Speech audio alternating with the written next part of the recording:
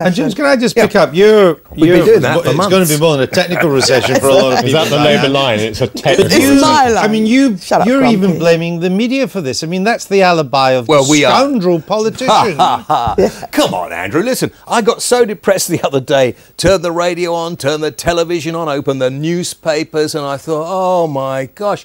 And listen... But they're just reporting the news. James, the only way the media are guilty are that for years and years they didn't spot what was going on. For years and years they let politicians get away with it. Most of the media, Michael. Exactly. Most of the media. Some parts of the media warned that this massive boom in credit in both the public sector and the private sector, household debt, was going to end in tears. But they got it right. Not enough of the media did that. They were cheerleading all this. Many respected economic journalists were mesmerised by Brown. Correct. Okay, what we have to do, all right. So stop blaming the media. We are the purveyors of information. You know. Come on, Andrew, we're purveyors of information. But I think we're doing a pretty good job right now. You are tonight. You're cheering us all up. You're here, cheery face, smiling, making it all... All right, Diane. Look, she's always gloomy.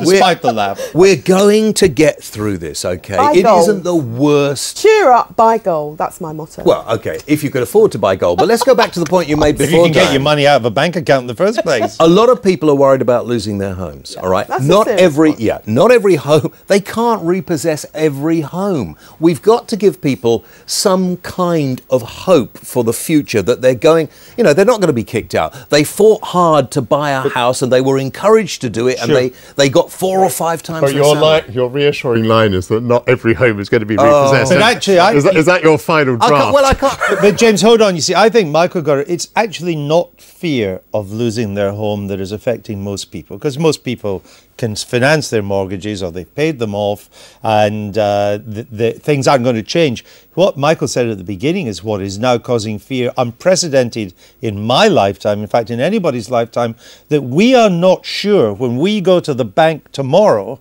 that we can get our money out. And the government is truly frightened of a bank run. Because a bank run is beyond reason, and that is very And people, some viewers, when I talked about this in the Daily Politics, said, oh, you've got to stop scaremongering like you.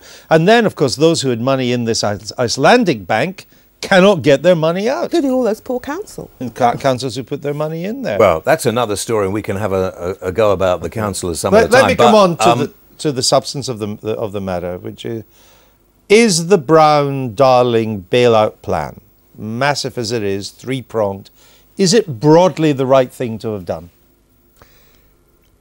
I think only in the sense that by the time they did it, everybody was telling them they had to do it, and if they had refused to do it, then that in itself would have caused a crisis. I know of, as it were, no intrinsic reason why I would think it was the right thing to do. I know of no intrinsic reason why nationalising banks is a right thing to do. But is it nationalising them? It's only taking it's not really shares. It's not really nationalising. I mean, it is taking a very large chunk of those banks. Look, it's fine. You had to capitalise the bank, but it's not the end. It is not, as I say, even the beginning of the end. It's part of what has to be done. Is there a disconnect, James, between the attitude? There is a kind of Westminster consensus here that the Brown plan is broadly the right thing to do. It's £500 billion of the taxpayers' money. Out there, beyond this square mile, I kind of sense people might be rather angry about this. Well, I spend most days on the radio talking to people, and I don't think people are happy at all. I think people who are lucky enough to have savings are very worried indeed. You're absolutely right that they may not be able to get their money out, and there was this rush earlier on in the week of trying to take your money out and put it into foreign banks. But you know, I think a lot of people are angry that nothing was done earlier, that we had this limbo period whilst the politicians who were all on holiday and hadn't come back to the House of Commons. Actually, I think that's unfair. This accusation that's being made, and I think what people think. It might be unfair. I think it's been made a lot. It's been made a lot by city types who got us into this mess. They say, "Oh, the government did it." Wait a minute. The government hesitated for about 24 hours before committing £500 billion of our money. It's a lot of money. I should hope the government would jolly well hesitate before doing that. But we haven't talked about the city types. I mean, let's talk about the city types. I saw Digby Jones saying we're being far too hard on bankers the other day. He said, you know, these people have made a lot of money. But he's not even a city type. He's meant to represent manufacturing in Birmingham. I agree, but are we going to start blaming the bankers now? Are we going to wait till we get through this situation and then we can weed some of them out? I think one of the problems, this is not to excuse politicians because it's my job to do the opposite.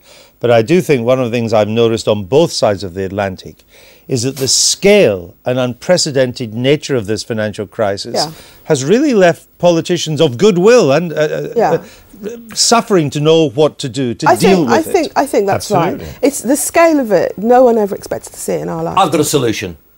I've just Finished with your solution. a solution.